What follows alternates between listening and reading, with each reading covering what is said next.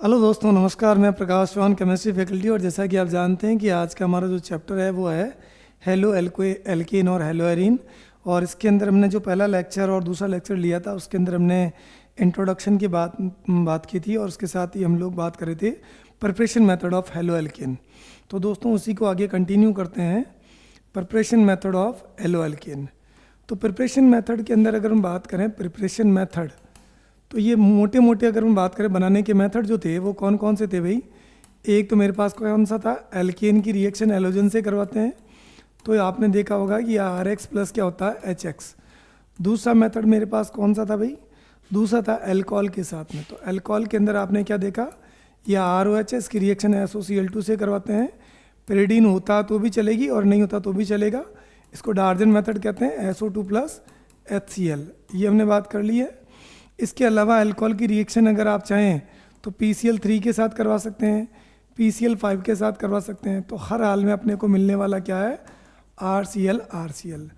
यहाँ पर हमने बात की थी इसके मैकेनिज्म के बारे में कि ये मैकेनिज्म कौन सा और कौन सा नहीं है। तो अब अपन जो एल्काइल हैलाइड बनाने का जो मेथड जो है उसमें तीसरा मेथड जो आपके पास में है दोस्तों, वही बात करके फिर अपन बात करेंगे न्यूक्लियोफिलिक सब्स्टिट्यूशन रिएक्शन, उसके टाइप और उसके मैकेनिज्म के बारे में।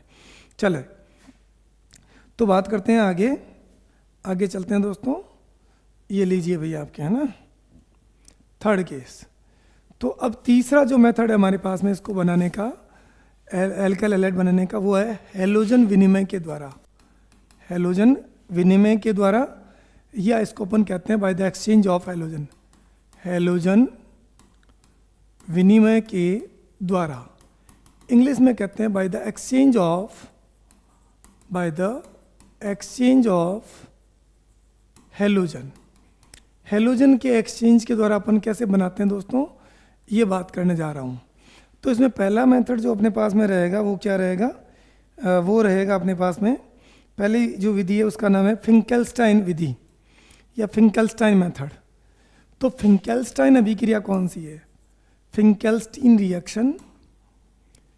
तो यहाँ अंग्रेजी और हिंदी एक ही रहेगी, फिंकेल्स्टाइन रिएक्शन। तो फिंकेल्स्टाइन रिएक्शन क्या करती है कि ये कहती है कि भाई अगर आपके पास कोई एल्काइल हैलाइड जैसे मान लो RX, यहाँ X जो है वो क्या रहेगा, या तो Cl रहेगा या क्या रहेगा Br। और इसकी रिएक्शन में है वो मैं किससे करवा देता हूँ, इसकी रिएक्शन किसी आयोडाइड वाले कंपाउंड से करवा देता हूँ, तो इसका रिप्लेसमेंट हो जाएगा। जैसे Na या Ki आपने लिया है और यहाँ पर पोलर अप्रोटिक मीडियम एसीटोन लेते हैं, तो यहाँ से क्या होता है दोस्तों, ये जो है ये बाहर निकल जाता है और रिएक्शन के दौरान क्या बन जाता है, Ri प्लस क्या बन जाता है NX। ये क्या है, एल्काइल आयोडाइड है। क्या भाई ये एल्काइल आयोडाइड है, समझ गए आप। तो यहाँ पर X जो है बेसिकली क्या हो सकता है, Cl या Br हो सकता है। तो यहाँ पर अपने को पता है लिविंग ग्रुप तो अच्छा इसमें आयोडीन होता है, लेकिन यहाँ पर जो Br है उसकी सॉल्युबिलिटी एसीटोन में ज़्यादा होने की वजह से क्या होता है, ये बाहर निकल जाता है और X का क्या होता है, एक्सचेंज हो जाता है। एक प्रकार का ये SN2 मैकेनिज्म है। पोलर अप्रोटिक सोडियम होता है जो सॉल्वेंट होता है। तो ये दूसरी रिएक्शन है दोस्तों, वो है अपने पास में स्वार्ट रिएक्शन। स्वार्ट रिएक्शन, तो स्वार्ट अभिक्रिया जो होती है वो कौन सी होती है भाई, स्वार्ट अभिक्रिया से अपन एल्काइल हैलाइड बना सकते हैं। इसमें बेसिकली क्या होता है, जैसे ये RX है, इसकी रिएक्शन किसी फ्लोरिनेटिंग रिएजेंट जैसे AgF वगैरह ये यूज़ कर लेते हैं। अब ज़रूरी नहीं कि अपन AgF यूज़ करें, यहाँ पर आप चाहें तो Ag2F2 इसका यूज़ कर सकते हो आप, और किसका यूज़ कर सकते हो आप, SbF3 का यूज़ कर सकते हो, या किसका यूज़ कर सकते हो भाई, COF2 का। तो यहाँ पर क्या होता है कि ये जो आपके पास Cl Br या I जो है वो रिप्लेस होकर के क्या बना लेगा अपने पास में, RF प्लस क्या बना लेगा, AgX। तो एक प्रकार से फ्लोरो हैलाइड बन गया। तो ये मेथड मेरा क्या कहलाएगा भाई, हेलोजन एक्सचेंज के द्वारा अपन क्या बना सकते हैं, ये बना सकते हैं, है ना। तो ये सारी बातें अपनी हो चुकी है एल्काइल हैलाइड बनाने की विधियों के बारे में, है ना। 3 ही विधियाँ थी मोटे मोटे तौर पर जो आपको याद रखने वाली थी। और अब अपन बात करते हैं इसके अंदर, वो 1-2 क्वेश्चन ले लेते हैं कि भाई अगर इस पर बेस्ड कोई क्वेश्चन मिले हैं तो अपन इसको कैसे करने वाले हैं। ठीक है, जो अब तक हमने किया था उस पर मैं 2-3 क्वेश्चन करवा देता हूँ ताकि आपका कॉन्फिडेंस और हो जाए अच्छा। तो मेरे पास पहला क्वेश्चन जो है दोस्तों इस प्रकार से है, ये रिएक्शन है OH, इसकी रिएक्शन SOCl2 से करवानी है, प्रोडक्ट क्या बनेगा। दूसरा क्वेश्चन अपने पास में इस प्रकार से है, ये जो दिया हुआ है CH2CH3 और ये डबल बॉन्ड ये आपके ऐसा लगाया हुआ है, और यहाँ पर जो इसकी पैरा पोजीशन पर NO2 लगा हुआ है, और क्या दिया Br2 और हीटिंग दिया हुआ है, UV लाइट दिया हुआ है, पूछा है क्या बनेगा। और एक और क्वेश्चन दे दिया है आपको जिसमें पूछा गया है कि भाई अगर आपके पास ये एल्कीन है, ब्रोमीन से करवाते हैं अपन, और ये हीटिंग भी है और UV लाइट भी है, ठीक है दोस्तों। तो इन चारों क्वेश्चन को अपन करके देखते हैं। एक और क्वेश्चन ले लेते हैं जिसमें अपने को क्या दिया हुआ है, ये बेंजीन है और यहाँ पर आपके क्या लिखा हुआ है CH2OH, और यहाँ पर क्या लिखा हुआ है OH, ये आपके कंपाउंड है और इसकी रिएक्शन HCl और हीट के साथ में करवानी है। चलो तो देखिए दोस्तों, अगर आप इन सवालों को करना चाहेंगे तो आपने जो पढ़ा है उसी का यूज़ करना है, जो आपने बनाने के मेथड पढ़े हैं। आपको पता है ये अल्कोहल है SOCl2, pyridine है तो भी रिएक्शन होगी, नहीं है तो भी होगी। तो ऑब्वियसली यहाँ पर क्या होगा, ये HCl बाहर निकल जाएगा, SO2 बाहर, और रिएक्शन का प्रोडक्ट मेरा यहाँ पर क्या हो जाएगा भाई, ये देखिए ये क्या हो गया, ये Cl plus SO2 plus HCl। Bromine और UV, आपको एक बात पता होनी चाहिए कि ये एक प्रकार का फ्री रेडिकल सब्स्टिट्यूशन रिएक्शन होती है, मुक्त मूलक प्रतिस्थापन अभिक्रिया। तो यहाँ पर हमें ये पता होना चाहिए कि ये जो प्रतिस्थापन जो होता है इसका, वो सबसे आसानी से किससे का होता है, 3 डिग्री H का, फिर उसके बाद में 2 डिग्री H का, और फिर होता है 1 डिग्री H का। तो चूंकि यहाँ पर अपन बात करेंगे ये बेंजीन वाले की रिएक्शन तो है नहीं, लुईस एसिड होता तो अपन ये करते, लेकिन यहाँ पर ऐसा कुछ है नहीं। तो यहाँ पर ये जो चीज़ आपके हट जाएगी, और यहाँ पर आपको पता है ये HBr लग जाएगा। तो यहाँ पर अगर आपके Br2 का एक ही इक्विवेलेंट है तो रिएक्शन में एक ही होगा, और अगर आपके पास 2 है तो उस केस में आपके क्या हो जाएगा, 2 जगह आपके लग जाएगा। तो ये मेरा क्या हो गया बेटा, ये CHBr, और ये मेरा क्या हो जाएगा CH3, ठीक है। ये कहलाता है आपके पास मुक्त मूलक प्रतिस्थापन रिएक्शन। और यहाँ पर मैंने क्या किया, HBr। यहाँ ध्यान रखना है कि ये मैंने जो लिया है वो कितना है, एक इक्विवेलेंट है, एक तुल्यांक। अब ये वाला है, ये ब्रोमीन की रिएक्शन है। ध्यान ये रखना है कि देखो भाई ये UV के साथ रिएक्शन है, तो आपको पता है कि ये जो H होता है, इस H को कहते हैं एलिक हाइड्रोजन।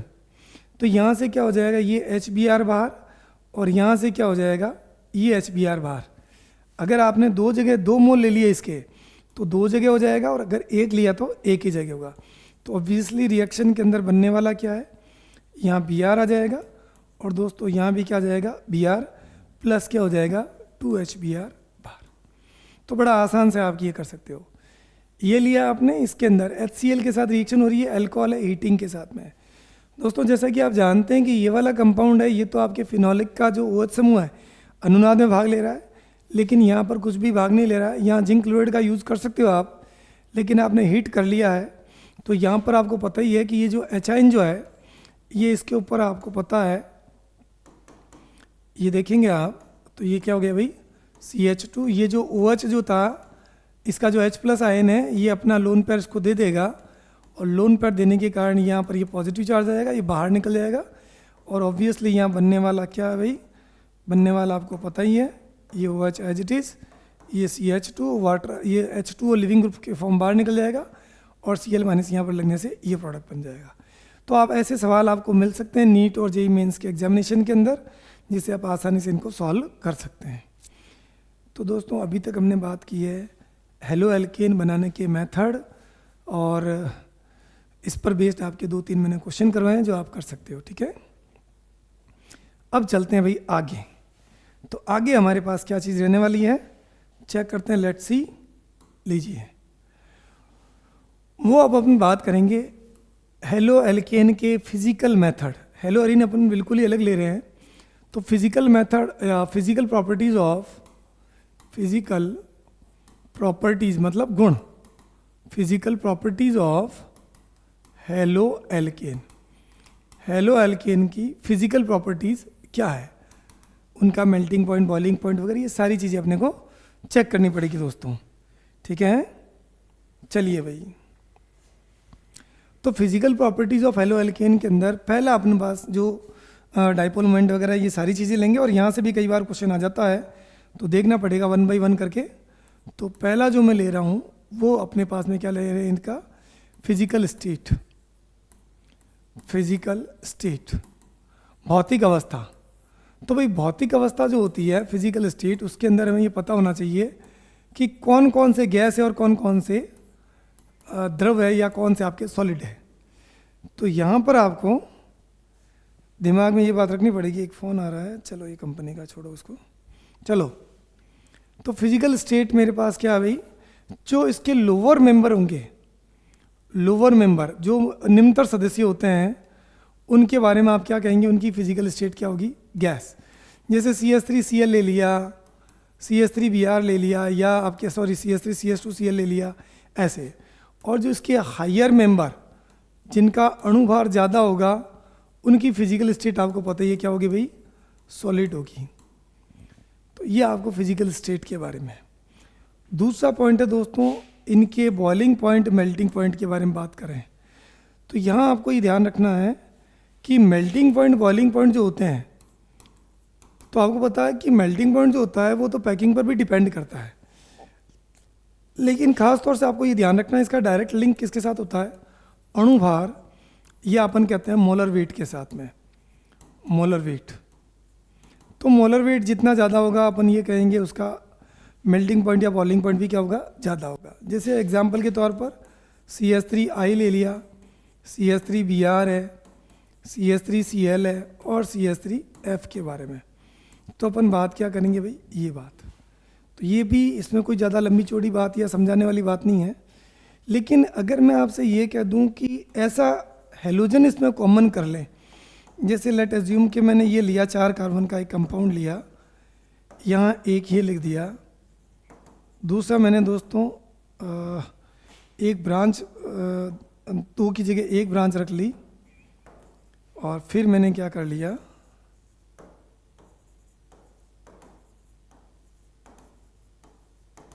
ये कर लिया, है ना, 4 4 4 कार्बन। अब मैंने पूछा बताओ भाई, इनका अगर मेरे से पूछा जाता है कि बॉइलिंग पॉइंट का ऑर्डर क्या रहेगा, तो बॉइलिंग पॉइंट का ऑर्डर आप कैसे डिसाइड करोगे कि भाई मोलर मास चेक करेंगे, तो मोलर मास तो सबका बराबर है। आपको ये ध्यान रखना है, अगर सेम मोलर मास है, क्या चीज़ है, सेम मोलर मास, तो सेम मोलर मास अगर है तो उस कंडीशन के अंदर आपको ये ध्यान रखना भाई, सेम मोलर मास अगर आपके पास में या मोलर वेट है, तो वहाँ पर आपको क्या देखना है कि जो बॉइलिंग पॉइंट जो होता है इन्वर्सली प्रोपोर्शनल टू ब्रांचिंग, या ब्रांचेज जितनी ज़्यादा होगी बॉइलिंग पॉइंट उतने ही क्या होगा, कम, क्योंकि उसका एरिया कम हो जाएगा। ठीक है, तो सबसे ज़्यादा किसका हो जाएगा, इसका, फिर इसका, और फिर किसका हो जाएगा, इसका हो जाएगा। तो ये अपने पास में क्या होगा भाई, melting point, boiling point, physical state के बारे में मैंने बता दिया। तीसरा अपने पास में दोस्तों वो है सॉल्युबिलिटी को लेकर के, कि सॉल्युबिलिटी अपने पास में कैसे डिसाइड करते हैं। थर्ड केस देखिए भाई, आपको पता है कि आपको NCERT जो है उसके अंदर जो चीज़ लिखी है, सॉल्युबिलिटी का मतलब हो गया विलयता। तो देखो भाई ये क्या चीज़ होती है ना, तो सॉल्युबिलिटी के बारे में बात करेंगे कि सॉल्युबिलिटी जो होती है वो कैसे डिसाइड होती है। तो आपको पता है कि जो अल्काइल हैलाइड होते हैं इसमें बंध की प्रकृति कैसी होती है, ये नेगेटिव, सॉरी ये पॉजिटिव और ये कैसा है, नेगेटिव है। तो इसमें ये जो बॉन्ड है वो कैसा है, पोलर कोवेलेंट बॉन्ड है। कैसा है, पोलर कोवेलेंट बॉन्ड। मतलब क्या हो गया, ये ध्रुवीय सहसंयोजक बंध है। कैसा बंध है ये, ध्रुवीय सहसंयोजक बंध, पोलर कोवेलेंट बॉन्ड है। तो हमेशा केमिस्ट्री का रूल ये कहता है समान समान को घोलता है। मतलब ये हो गया कि अगर आपके पास कंपाउंड पोलर है तो वो पोलर में ही घुलना चाहिए। तो अपन कहते हैं कि ये वाटर के अंदर सॉल्यूबल होना चाहिए, लेकिन ये सॉल्यूबल नहीं होती है। तो ये पॉइंट अपने काम का है कि एल्काइल हैलाइड जो होते हैं RX, यह ध्रुवीय सहसंयोजक इनमें, या अपन ये कहते हैं इनमें ध्रुवीय सहसंयोजक मतलब पोलर कोवेलेंट बॉन्ड, ध्रुवीय सहसंयोजक बंध होते हुए भी यह जल में अविलय इनसॉल्यूबल अविलय होते हैं। क्यों भाई? क्योंकि रीज़न उसका ये होता है कि जब इनको पानी के अंदर घोला जाता है तो एक्चुअल में इनकी रिएक्शन होती है एक्सोथर्मिक। इसके दो कारण बताएंगे आपको। तो अगर आपको पता है RX प्लस वाटर आपने डाला तो रिएक्शन कैसी होती है? एक्सोथर्मिक है ना। तो एक्सोथर्मिक रिएक्शन होती है, और थोड़ा सा अगर आपने ताप बढ़ा दिया तो सॉल्युबिलिटी क्या होगी? डिक्रीज हो जाएगी।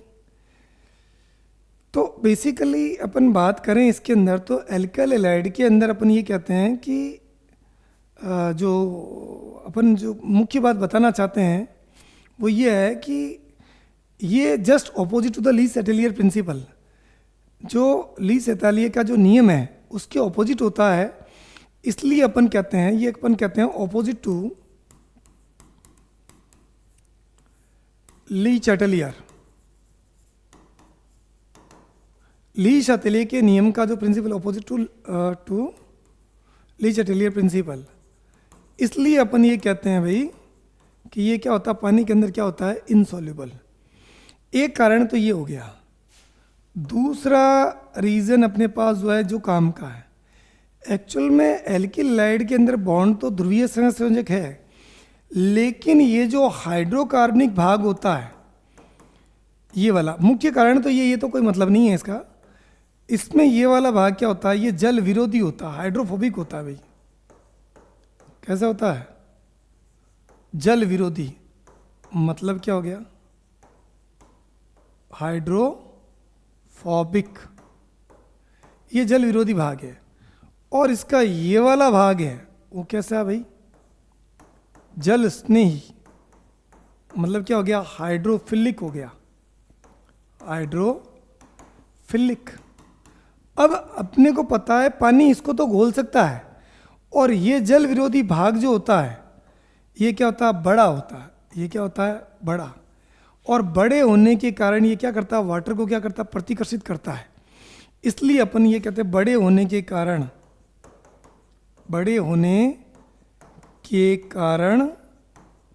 यह जल के संपर्क में नहीं आ पाता है, जल के संपर्क में नहीं आता है। तो कुल मिला के मोटी मोटी बात अपने दिमाग में बैठ जानी चाहिए कि एल्काइल हैलाइड में बॉन्ड पोलर है, ये घुलना चाहिए, समान को घोलता है, लेकिन ऐसा नहीं होता है। और इस वजह से अपन ये लीस एटेलियर के प्रिंसिपल के अपोजिट है। और दूसरा ये है एल्काइल ग्रुप जो होता है उसका जो साइज जो होता है लार्ज होता है, बड़ा होता है, इस वजह से ये जल के अंदर आसानी से घुलते नहीं है। ठीक है भाई। तो अपन ये बातें कर चुके हैं विलेयता को लेकर के, है ना। और चौथी बात जो अपने पास में आ रही है वो आ रही है बेटा, हाँ, वो है इसका द्विध्रुव आघूर्ण, डाइपोल मोमेंट, द्विध्रुव आघूर्ण। इसको इंग्लिश में कहते हैं डाइपोल मोमेंट। तो देखो दोस्तों, ये जो डाइपोल मोमेंट होता है इसके बारे में आप क्या कहना चाहेंगे? देखो फिजिक्स में, सॉरी केमिस्ट्री के अंदर हमने पढ़ा होगा म्यू इज इक्वल टू क्या होता है? Q into D. जैसे आपके पास HCl है तो H वाला पार्ट पॉजिटिव और C वाला पार्ट क्या है? नेगेटिव है। और इनके बीच की डिस्टेंस कितनी है? D है। तो म्यू बराबर क्या हो जाएगा? चार्ज Q, तो ये क्या हो जाएगा भाई? Q into D. ये आपने पढ़ रखा है। तो यहाँ भी होना कुछ ऐसा ही है दोस्तों। क्या होने वाला है? तो आप कहेंगे सर इसमें ये होने वाला है कि ये अपने पास में CH3F है, CH3Cl है, CH3Br और CH3I है। ये बहुत ही बढ़िया क्वेश्चन बनता है। CH3F, CH3Cl, CH3Br और CH3I। अगर मैं बात करूं कि सबसे ज़्यादा चार्ज कहाँ डेवलप होगा, तो आपने कह दिया ये A है, ये B है, ये C है और D। बेस्ट क्वेश्चन है भाई। तो रूल के मुताबिक तो ये कहते हैं कि सबसे ज़्यादा विद्युत ऋणता का अंतर कहाँ है, इसमें है। तो यहाँ नेगेटिव चार्ज और पॉजिटिव चार्ज ज़्यादा होगा, पॉजिटिव ये चार्ज ज़्यादा होगा तो म्यू की वैल्यू तो ज़्यादा वहीं पर होनी चाहिए CH3F की, होगा सब में यही। लेकिन यहाँ पर क्या होता है, इस Cl के बड़े आकार के कारण D क्या होता है, ज़्यादा होता है। D क्या होता है, ज़्यादा होता है। D Q से ज़्यादा होता है। D जो होता है ना, ये किससे ज़्यादा होता है, Q से। इसका मतलब अब आपको पता चल गया कि यहाँ पर Q से ज़्यादा क्या है, D है। तो ओवरऑल इसका जो मल्टीपल आएगा Q इंटू डी, वो क्या आएगा, ज़्यादा आएगा भाई। अगर वो ज़्यादा आएगा तो होना क्या है, होना वही है क्या, कि इसका जो क्रम जो रहेगा, ऑर्डर जो रहेगा, क्या रहेगा, सबसे ज़्यादा म्यू किसका रहेगा, B का, फिर उसके बाद में क्या आएगा, A का, फिर C का, और लास्ट में क्या जाएगा भाई, D का। तो ये बेस्ट क्वेश्चन है, याद रखने वाला है, एग्जाम में आने लायक है कि भाई डायपोल का सही क्रम क्या होगा, ये हमने बता दिया। तो ये द्विध्रुव अवगुण जो होता है हमें पता है, जैसे ये HCl था, ये आपने केमिकल बॉन्डिंग पढ़ रखा है तो ये बहुत आसान हो जाता है, ये एक्सेप्शन है इसलिए आपको बता दिया गया। तो दोस्तों ये सारी बातें आपकी हो चुकी है, किसके बारे में, ये हमने सारी बातें कर ली है हेलो एल्केन और हेलो एरीन के अंदर हेलो एल्केन के फिजिकल प्रॉपर्टीज़ को लेकर के ये हमने किया है। ठीक है,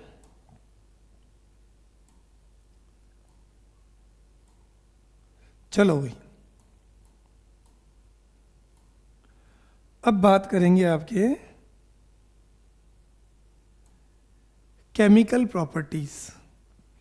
तो दोस्तों केमिकल प्रॉपर्टीज़ की अगर अपन बात कर रहे हैं तो क्या बात ध्यान रखने वाली अपने को, केमिकल प्रॉपर्टीज़, रासायनिक गुण, हेलो एल्केन के रासायनिक गुण कैसे डिसाइड करें कि भाई ये गुण होते हैं। केमिकल प्रॉपर्टीज़ करनी है अपने को।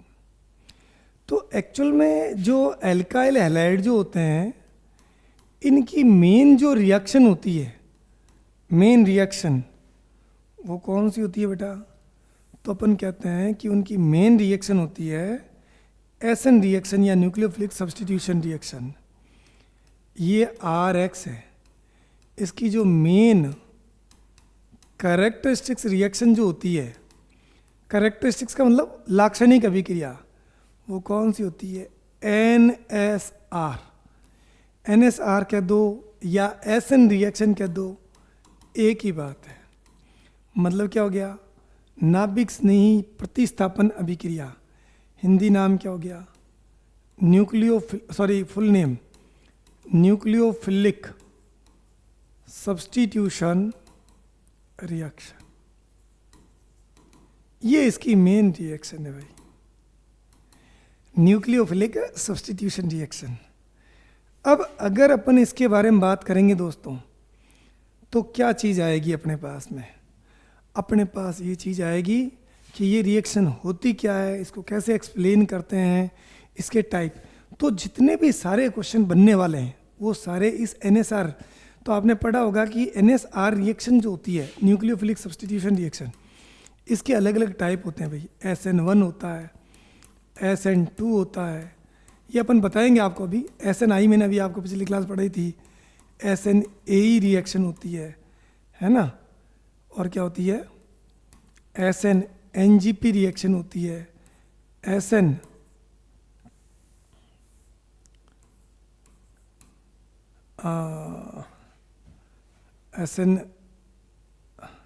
हो गई, SNNGP हो गई, और ये SN1 डैश आ जाएगी, फिर क्या हो जाएगी, ये सारी अपन करने वाले हैं 1 बाय 1 करके, SN1 डैश SN2 डैश वगैरह, है ना। तो ये थोड़ा सा अपने को इसके बारे में ध्यान रखना है भाई, है ना।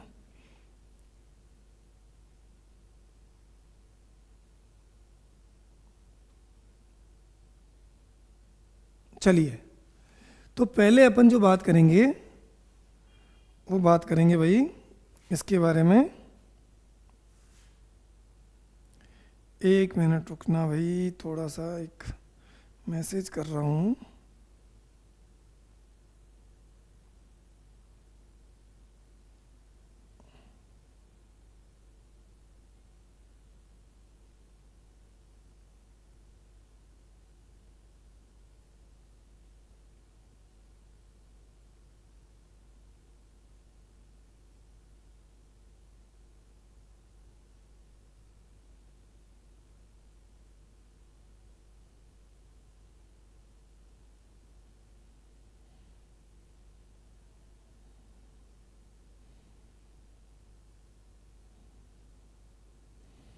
चलिए, तो पहला अपन जो लेने वाले दोस्तों वो कौन सा, SN1 रिएक्शन के बारे में। तो डिटेल अपने को अब लेनी पड़ेगी। यहाँ देखिए दोस्तों, ये मेरे पास क्या है, RLG प्लस ये न्यूक्लियोफाइल, यहाँ मैंने क्या लिख दिया, मीडियम। तो सारा खेल यही है, बताऊँ आपको। तो यहाँ क्या हो जाएगा, ये हो जाएगा भाई RNU प्लस क्या हो गया, Lg माइनस। तो देखो दोस्तों, ये एक प्रकार का क्या चेक कर रहे हैं आप ये चेक कर रहे हैं कि यहाँ पर ये Lg हट गया और इसकी जगह कौन आ गया, इसकी जगह ये आ गया अपने पास में Nu आ गया, Lg बाहर निकल गया। तो मेरे प्यारे बच्चों, जो ध्यान रखने वाली बात और समझने वाली बात है वो क्या है, वो ये है कि अगर ये एल्काइल हैलाइड है, मतलब लिविंग ग्रुप कोई भी हो सकता है, यहाँ पर अपन आप आगे देखेंगे, तो ये किस किस पर डिपेंडेंट करता है। तो अपन ये कहते हैं कि एक तो निर्भरता या डिपेंडेंसी, निर्भरता, तो एक तो किस पर डिपेंड करता है बेटा, लिविंग ग्रुप पर। दूसरा किस पर डिपेंड कर रहा है, न्यूक्लियोफाइल पर। तीसरा क्या हो गया, इसको अपन क्या कहते हैं, सबस्ट्रेट पर, सबस्ट्रेट। और चौथा अपने पास में क्या हो गया, मीडियम। मतलब ये डिपेंड किस पर करता है, इन सभी के बेसिस पर रिएक्शन का टाइप होता है। ये क्या हो गया, डिपेंड्स ऑन, ये किस पर डिपेंड करता है भाई, लिविंग ग्रुप पर डिपेंड करता है, इन पर करता है, इस पर करता है। तो अब इन्हीं चारों फैक्टर के बेसिस पर अपन एक एक करके पढ़ेंगे कि इसके टाइप होते हैं, SN1, SN2, SNI वगैरह ये। तो सबसे पहले अपने को कुछ चीज़ें जाननी पड़ेगी कि न्यूक्लियोफाइल क्या होता है, लिविंग ग्रुप क्या होता है, सबस्ट्रेट क्या होता है, मीडियम क्या होता है। अगर ये जान लेंगे तो अपने लिए बाकी सारी चीज़ें क्या हो जाएगी, आसान। तो 1 बाय 1 करके अपन एक एक लेते हैं। तो सबसे पहले बात करते हैं दोस्तों, वो है न्यूक्लियोफाइल के बारे में। आओ, तो अपन पहले किसके बारे में बात करेंगे, न्यूक्लियोफाइल, कि भाई बताओ न्यूक्लियोफाइल क्या होता है। चलें आगे। न्यूक्लियोफाइल क्या होता है, देखो दोस्तों, एक तो होता है बेस और एक होता है न्यूक्लियोफाइल। तो बेस में और न्यूक्लियोफाइल में क्या अंतर है, जैसे मैंने ये कह दिया कि मेरे पास ये OH माइनस है। अब ये OH माइनस अगर अपने इस लोन पेयर को अगर ये कार्बन को देता है तो ये क्या कहलाएगा, न्यूक्लियोफाइल। और अगर ये अपना OH माइनस HN को दे दिया जाता है तो ये क्या कहलाएगा, बेस कहलाएगा। और यहाँ पर ये क्या कहलाएगा, न्यूक्लियोफाइल।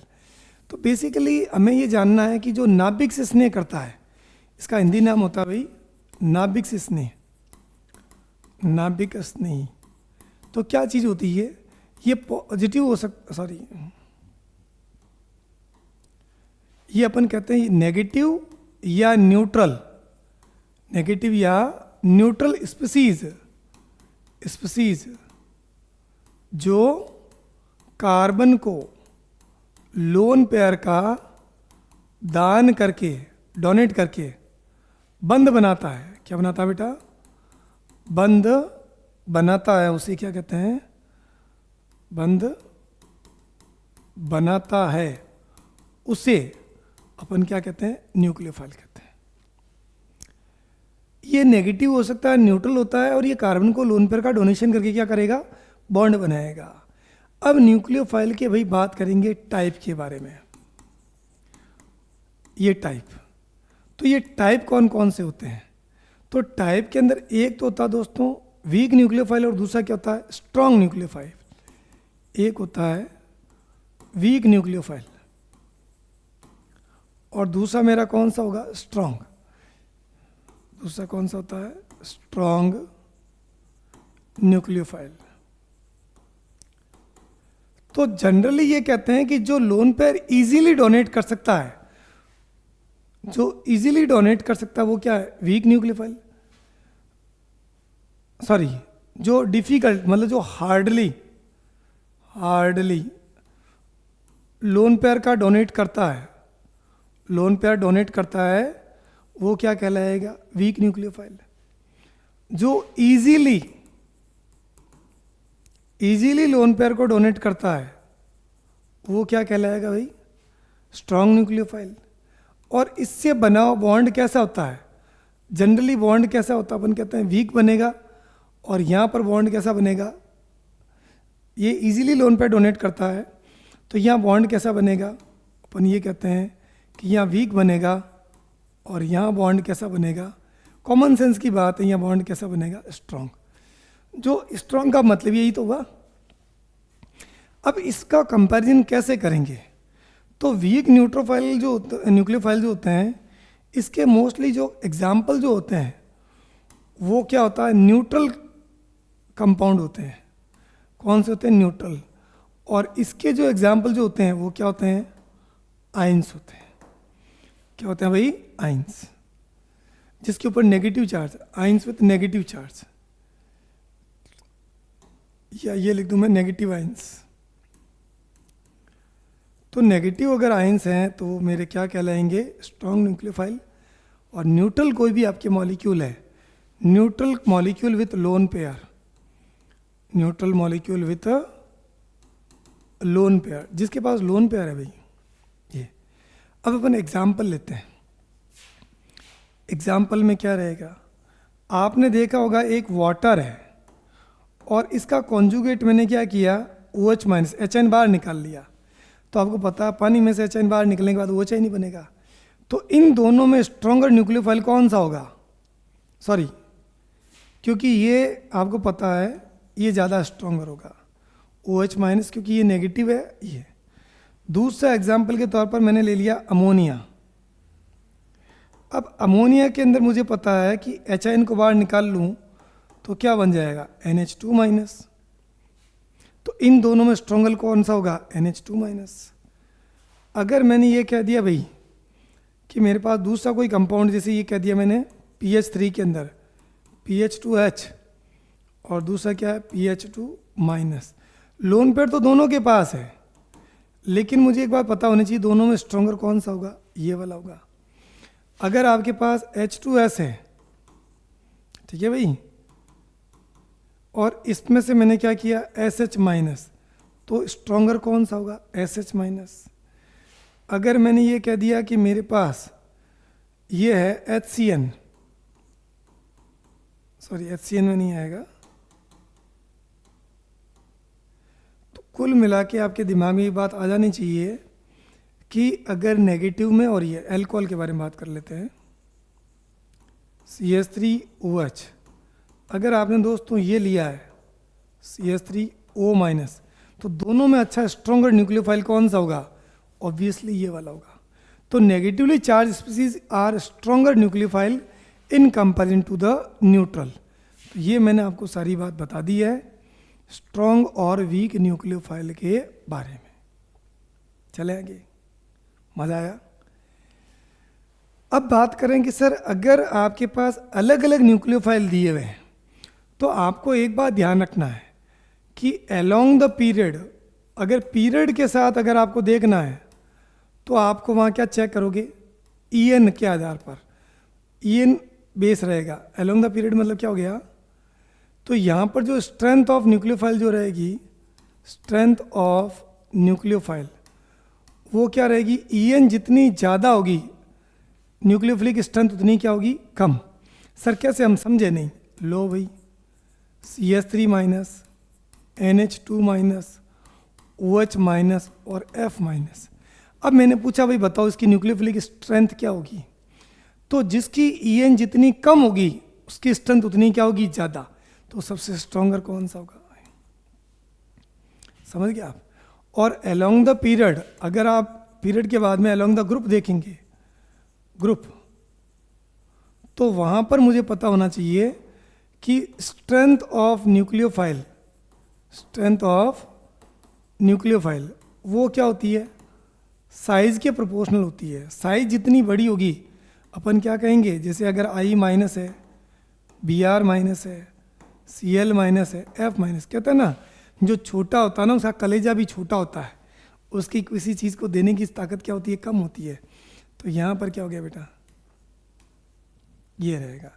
तो न्यूक्लियोफाइल क्या होता है ये मैंने बता दिया। न्यूक्लियोफाइल वह चीज़ होती है जो अपना लोन पेयर डोनेट करके क्या बनाता है भाई, जो लोन पेयर को डोनेट करके आपके क्या बनाता है, बॉन्ड बनाता है, उसे अपन क्या कहते हैं, उसे हम कहते हैं दोस्तों न्यूक्लियोफाइल कहते हैं। और ये हमें पता होना चाहिए कि भाई जो न्यूक्लियोफाइल जो होते हैं उनकी खासियत यही होती है कि ये न्यूक्लियोफाइल है ना, ठीक है भाई। तो सारी बातें अपनी हो चुकी है और बढ़ते हैं अपन आगे।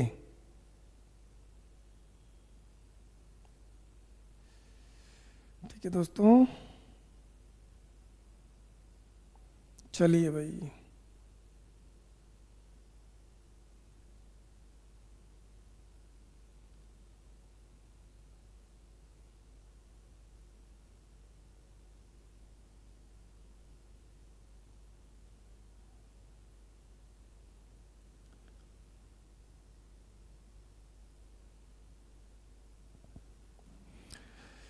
अब बात करेंगे अपन न्यूक्लियोफाइल के बाद, हाँ एक एक चीज़ लेंगे भाई। तो ये मैंने आपको क्या पढ़ा दिया इसके बारे में। अब मैं बात करूंगा दोस्तों, वो करूंगा मीडियम के बारे में, क्योंकि न्यूक्लियोफाइल की जो स्ट्रेंथ जो होती है वो मीडियम के साथ में क्या होती है, चेंज होती है। तो ले लीजिए आगे।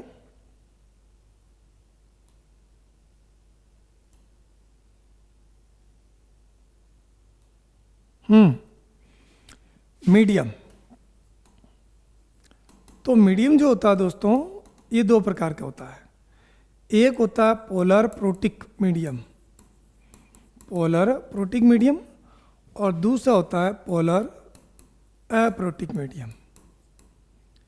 एक पोलर प्रोटिक है और दूसरा कौन सा, पोलर अप्रोटिक मीडियम। अब इसका मतलब क्या होता है, एक पोलर प्रोटिक है, दूसरा क्या भाई पोलर अप्रोटिक है। अब इसका हिंदी नाम भी वही रहेगा ना। तो पोलर प्रोटिक का मतलब क्या होता है, जो एचाइन दे दे, जो एचाइन देता है और जिसमें बंध कैसा होता है, ध्रुवीय होता है, और बॉन्ड कैसा होता है भाई, मैं लिख देता हूं,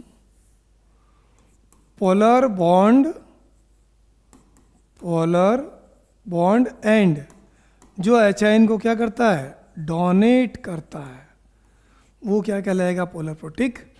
और पोलर अप्रोटिक में क्या कहलाएगा, पोलर तो बॉन्ड है, बॉन्ड है, और ये आपके H positive donate, no H plus donate या डोनेशन, जो H प्लस को डोनेशन नहीं करता है वो क्या कहलाएगा, पोलर अप्रोटिक। तो इनके एग्जाम्पल बेसिकली आपको याद रखने पड़ेंगे। इसके एग्जाम्पल बताओ भाई। तो इसका एग्जाम्पल क्या हो गया बेटा, वाटर, और क्या हो गया, अमोनिया, और कौन सा हो सकता है, अल्कोहल, समझ रहे हो आप, और कौन हो सकता है, H2S। तो ये आपने देखा होगा कि इनमें बॉन्ड पोलर और ये, और इसके एग्जाम्पल जो वो बड़े इंपॉर्टेंट हैं, ये थोड़ा ध्यान रखना भाई। पहला एग्जाम्पल आपके कई बार ऐसा लिखा होता है DMSO। DMSO का मतलब होता है डाई मिथाइल सल्फोक्साइड। कैसे याद रखेंगे इसको, देखो ये जो होता है एसीटोन, उसमें कार्बन की जगह अगर मैं ये लगा देता हूँ S, तो इसका नाम क्या हो गया, DMSO। इसका मतलब ये होता है ये वाला पार्ट इसका पॉजिटिव और ये वाला पार्ट क्या इसका नेगेटिव है। यहाँ भी देखा होगा ये पॉजिटिव और ये नेगेटिव, बॉन्ड पोलर है, लेकिन ये एचाइन नहीं दे सकता। दूसरा मैंने लिख दिया DMF, इसको कहते हैं डाई मिथाइल फॉर्मेमाइड। जैसे ये HC डबल या N के साथ एक मिथाइल मैंने यहाँ लगा दिया, दूसरा यहाँ लगा दिया, तो ये एसीटोन ले लेते हैं। अगला एग्जाम्पल, तो एसीटोन भी अपने आप में क्या कैसा कंपाउंड है भाई? ये बॉन्ड तो पोलर है, लेकिन कहलाएगा क्या ये?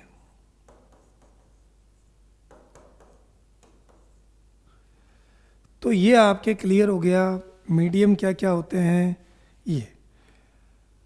अब ध्यान ये रखना कि एक हमने बात की थी न्यूक्लियोफाइल की, और दूसरा जो टाइप होता है वो होता है न्यूक्लियोफिलिसिटी। हिंदी में कहते हैं उसको नाभिक स्नेहीयता। तो न्यूक्लियोफिलिसिटी का मतलब क्या होता है कि nature to form a bond with carbon, carbon के साथ बॉन्ड बनाने की जो नेचर जो होती है उसको न्यूक्लियोफिलिसिटी कहते हैं। ठीक है दोस्तों, तो न्यूक्लियोफिलिसिटी अगर आपकी बात समझ आ चुकी है तो अपन उसको कैसे आगे करने वाले हैं। आ जाइए आगे।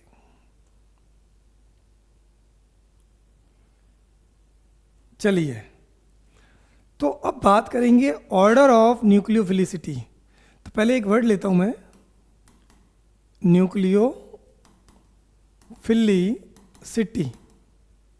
इसका मतलब होता है नाभिक स्नेहीयता।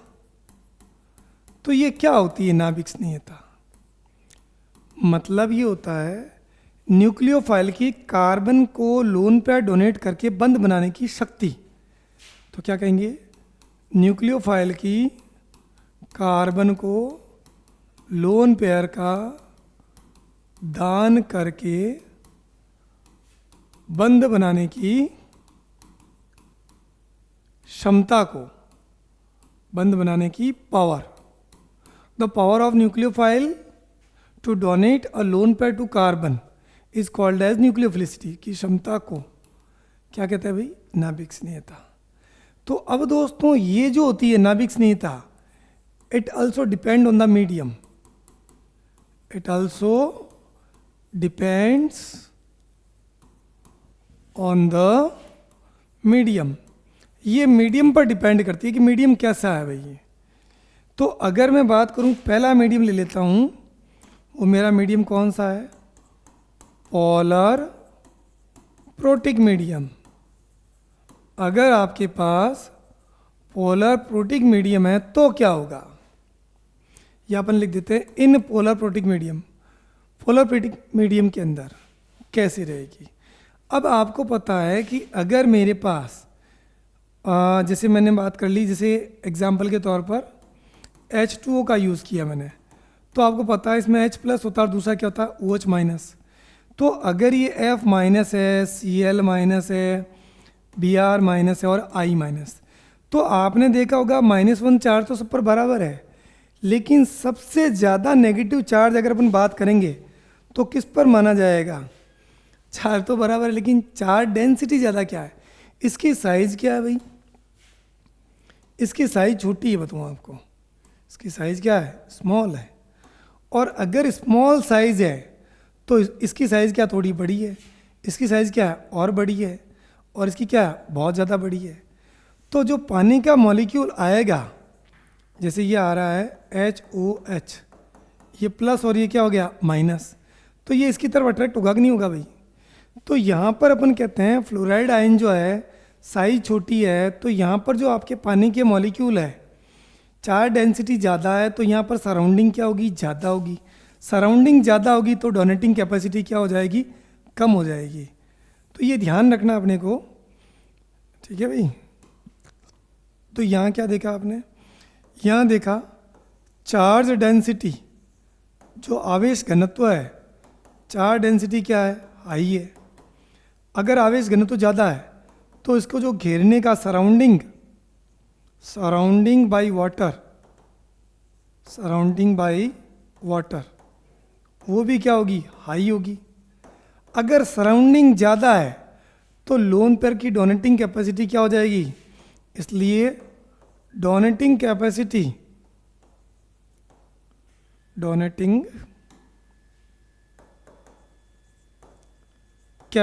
ऑफ लोन पेयर वो क्या हो जाएगी? घट जाएगी। भाई मैं आपको कुछ देना चाहता हूँ, अगर मेरे को किसी लोगों ने पकड़ लिया, घेर लिया चारों तरफ से, मैं कैसे दूंगा कोई चीज़? तो यहाँ भी कुछ ऐसे ही होने वाला है दोस्तों। क्या?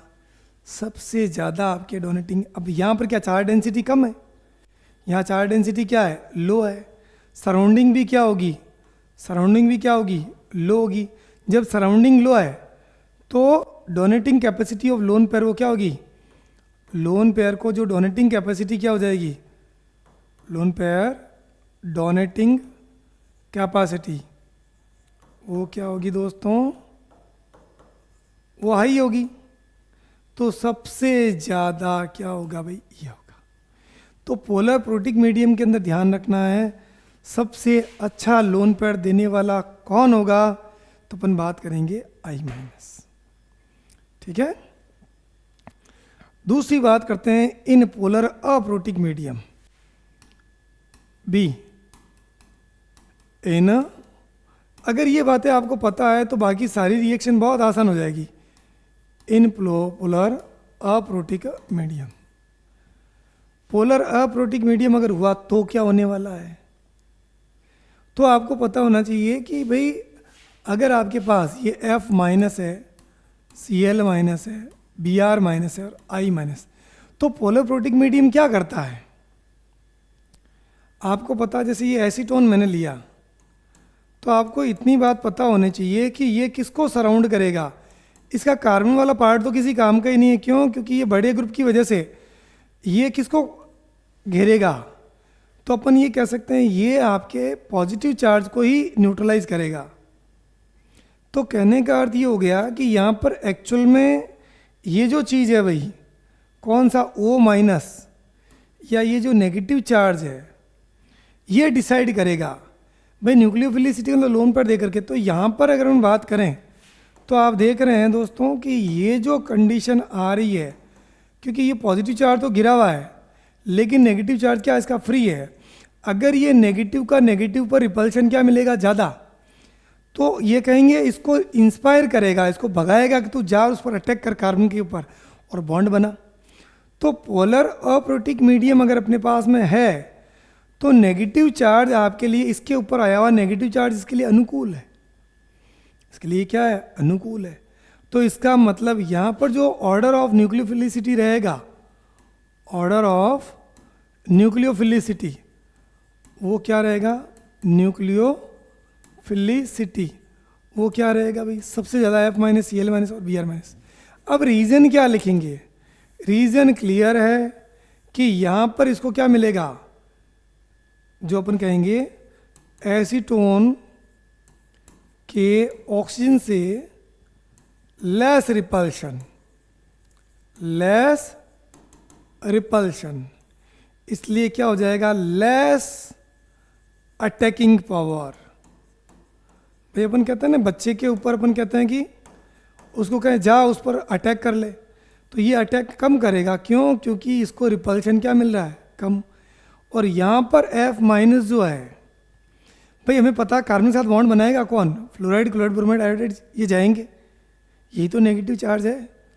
तो अगर मैंने ये कह दिया ये RLG है और इसके ऊपर एक तो मैंने F माइनस को भेजा कि भाई तू इसको हटा दे और तू चला जा कार्बन के साथ बॉन्ड बना ले, तो अगर इसको इंस्पायर कर रहा है कोई क्या, हाँ जा, और एक ही हो रहा है कि इसको कोई इंस्पायर ही नहीं कर रहा है, तेरे जाना हो तो जा, तो यहाँ पर इस वजह से क्या कहेंगे कि F माइनस ज़्यादा इंस्पायर होगा और वो जल्दी जा कर के क्या कर लेगा, बॉन्ड बना लेगा। आगे ही बात सुने। तो दोस्तों ये आपको डिसाइड करना पड़ता है कि पोलर प्रोटिक मीडियम में क्या ऑर्डर, ये क्वेश्चन भी दिए हुए हैं, अभी अपन दिखाएंगे आपको जो अपने पास मॉड्यूल है उसके तहत कि भाई कौन क्या होता है ना। तो पोलर प्रोटिक मीडियम हो गया, पोलर अप्रोटिक मीडियम हो गया, कहाँ हो गया भाई, बीच में कैसे आ गया रे, न्यूक्लियोफिलिसिटी है ना। चलो अब बात करते हैं, वापस आते हैं अपन यहाँ पर, देखो ये वाला नहीं, इसके बाद वाला,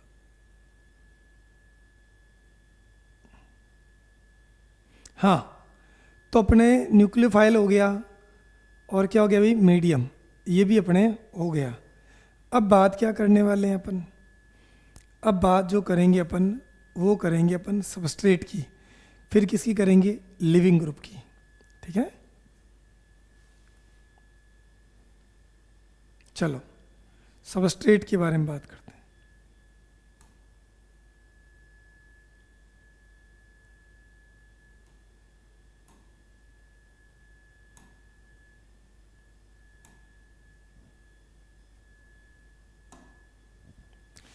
अब बात करेंगे अपन सबस्ट्रेट के बारे में। सबस्ट्रेट, तो सबस्ट्रेट जो होता है, जैसे आपने अल्काइल हैलाइड यूज़ किया है, तो सबस्ट्रेट जो होता है ये ध्यान रखना, जैसे ये लिख दिया मैंने RCH2CH2CH2 और X, तो ये मेरा क्या है 1 डिग्री है। दूसरा मैंने क्या किया बेटा, RCH2, ये X करके यहाँ CH3 कर लिया, तो ये मेरा क्या हो जाएगा 2 डिग्री हो जाएगा। और ये अपने पास में क्या हो गया R, ये C, ये CH3, ये CH3 और ये क्या कर लिया X, ये मेरा क्या 3 डिग्री। तो आपको बहुत कॉमन बात याद रखनी पड़ेगी कि अगर ये है तो रिएक्शन की मैकेनिज्म कौन से मेथड से होगी, कौन से मैकेनिज्म से होगी, SN1 से होगी। ये है तो इसका क्या होगा SN2 मेथड से होगी। और ये वाली जो है मीडियम पर भी डिपेंड करेगी, या SN1 भी हो सकता है या SN2 भी हो सकता है।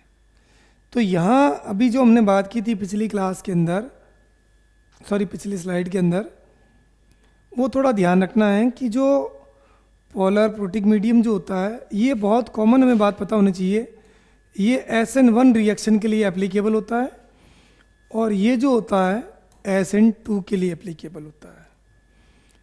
फिर हमने न्यूक्लियोफाइल के बारे में बात की थी, तो मोस्ट कॉमन जो होते हैं ये इसके, ये कौन सी मैकेनिज्म में यूज़ होगा SN1 में, और ये कहाँ यूज़ होगा भाई SN2 में।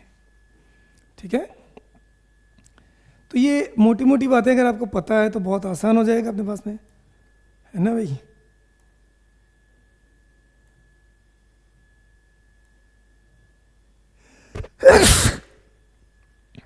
तो हमने बात कर ली अब आपके इसके बारे में, सबस्ट्रेट के बारे में।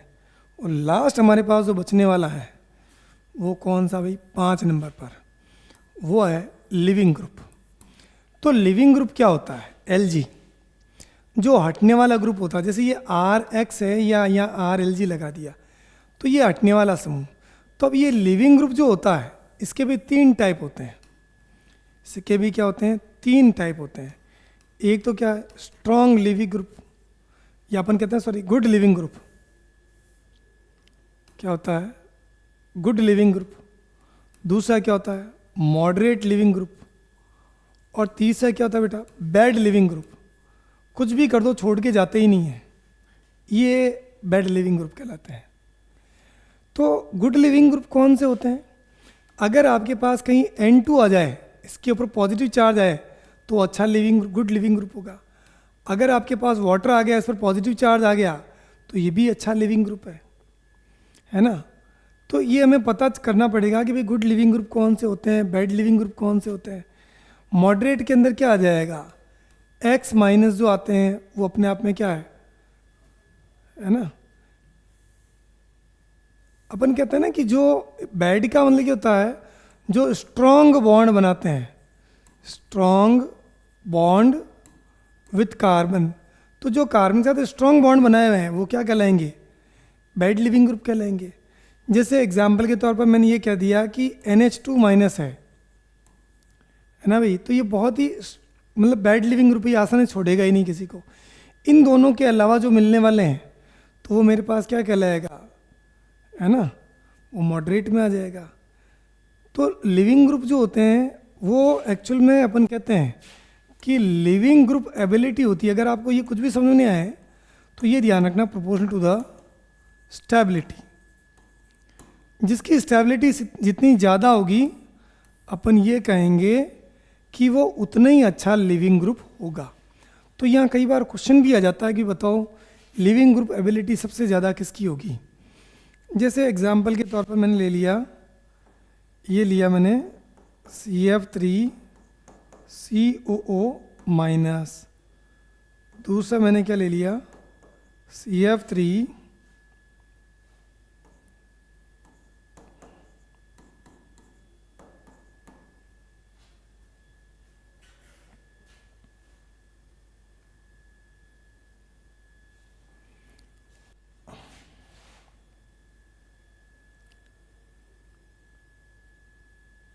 तो अपने को चेक करना पड़ेगा कि स्टेबिलिटी ज़्यादा किसकी है। अब देखो दोस्तों, यहाँ भी रेजोनेंस है और इसमें भी क्या है, रेजोनेंस है। तो मेरे से पूछा गया कि बताओ इन दोनों में अच्छा लिविंग ग्रुप कौन होगा। तो जिसमें जितना ज़्यादा रेजोनेंस होगा उसकी स्टेबिलिटी उतनी क्या होगी, ज़्यादा होगी। तो लिविंग ग्रुप एबिलिटी ज़्यादा किसकी होगी, इसकी होगी या इसकी होगी। तो ऑब्वियसली अपन क्या कहेंगे, इसकी ज़्यादा होगी। अब अगर मैं ये कह दूं कि सर ऐसा नहीं, ऐसा दे दिया जाए CF3COO माइनस और एक क्या दे दिया भाई, CH3COO माइनस, इन दोनों में ज़्यादा आपके किसकी लिविंग ग्रुप एबिलिटी ज़्यादा किसकी रहेगी, ऑब्वियसली इसकी रहेगी। क्यों, क्योंकि हमें पता है कि यहाँ पर इसका क्या है, -I इफेक्ट लग रहा है, -I, जिससे क्या हो जाएगा, नेगेटिव चार्ज को ये कम कर देगा। यहाँ पर इसका क्या लग रहा है, +I लग रहा है, जो ऊपर नेगेटिव चार्ज को बढ़ाएगा तो क्या हो जाएगा, उसकी रिएक्टिविटी बढ़ जाएगी, स्टेबिलिटी घट जाएगी। तो ये तरीका होता है हमें चेक करने का कि अपन कैसे चेक करते हैं। और जैसे मान लो एग्जाम्पल के तौर पर ये आपने देखा होगा,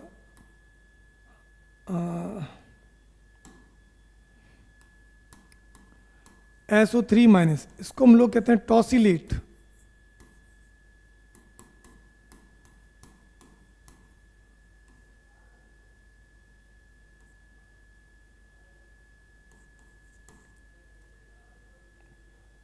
ये ब्रोसिलेट है और ये क्या कहलाता है भाई, नॉसिलेट।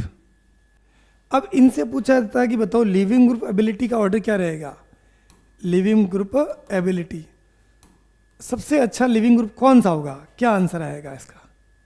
तो अपन कहते हैं इसमें सबसे अच्छा लिविंग ग्रुप कौन होगा, जो नेगेटिव चार्ज को कम कर सके। तो सबसे ज़्यादा अच्छा कौन करेगा, ये वाला करेगा, फिर ये वाला करेगा, और ये तो क्या करेगा, +H इफेक्ट लगाएगा। तो कुल मिला के सबसे अच्छा आपके लिविंग ग्रुप कौन सा होगा, ये होगा। तो अब अपने पास मोटी मोटी बात समझ आ गई है कि लिविंग ग्रुप के आधार पर अपन ये डिसाइड कर सकते हैं कि भाई, और अपन कहते हैं कि रेट ऑफ रिएक्शन जो होती है, कोई कंपाउंड जितना आसानी से छोड़ के जाता है, अपन कहते हैं कि रिएक्शन उतनी क्या होती है, फास्ट होती है, ताकि दूसरे को मौका मिल सके जुड़ने के लिए। अगर मैं आपसे ये कह देता हूँ कि लिविंग ग्रुप एबिलिटी हैलोजन के केस में बताओ, अगर आपके पास ये F minus, Cl minus, Br minus और ये I माइनस, ये किसी रिएक्शन के अंदर छोड़ के जा रहे हैं। जैसे मान लीजिए मैंने कह दिया RI है, RBr है, तो सबसे अच्छा लीव करने वाला ग्रुप कौन होगा। तो अपन ये कहते हैं कि एक्चुअल में वही तरीका वही रहेगा, जो जितना ज़्यादा, जैसे इसका मैं रिलेटिवली अगर मैं एसिड बना लूँ, HN लगा दूँ उसके अंदर, ये HF आ जाएगा, ये HBr आ जाएगा, और अगर इसमें HN जोड़ दिया तो HI। आपको एक बात पता होना चाहिए कि ये सबसे स्ट्रॉन्गर एसिड कौन सा है, HI है। अगर सबसे स्ट्रॉन्गर एसिड ये है तो इसका कॉन्जुगेट हमेशा क्या होगा, वीक होगा, और ये वीकेस्ट कॉन्जुगेट है, वीकेस्ट कॉन्जुगेट। और जो वीक होता है वो आसानी से क्या होता है, छोड़ करके चला जाता है। अब ये एसिड कैसा है, ये स्ट्रॉन्ग एसिड था, और ये मेरा क्या है भाई, ये मेरा क्या है, वीक एसिड। तो वीक का जो बच्चा होगा वो हमेशा क्या होगा, ये स्ट्रॉन्गेस्ट होगा, स्ट्रॉन्गेस्ट कॉन्जुगेट। जो स्ट्रॉन्गेस्ट होता है वो किसी को आसानी से छोड़ता नहीं है। तो बताओ भाई सबसे आसानी से छोड़ के जाने वाला कौन होगा, I minus, Br minus Cl। ठीक है दोस्तों, तो ये सारे जो पैरामीटर जो थे वो ये डिसाइड करने के लिए थे कि रिएक्शन का टाइप SN1 होगा, SN2 होगा, या अदर कोई भी मेथड होगा। तो ये मैंने आपको सारी बातें बता दी है जो आपको डिसाइड करनी थी कि भाई हमें अगर कोई रिएक्शन दी हुई है तो मैं कौन कौन से पैरामीटर से ये डिसाइड करना है। तो लिविंग ग्रुप हमने बता दिया, न्यूक्लियोफाइल बता दिया, सबस्ट्रेट हमने बता दिया। तो इस बेसिस पर अब हम आगे पढ़ने वाले हैं अगले लेक्चर के अंदर कि वो रिएक्शन का टाइप कौन सा है। ये भी हो गया अपने में, ये भी हो गया।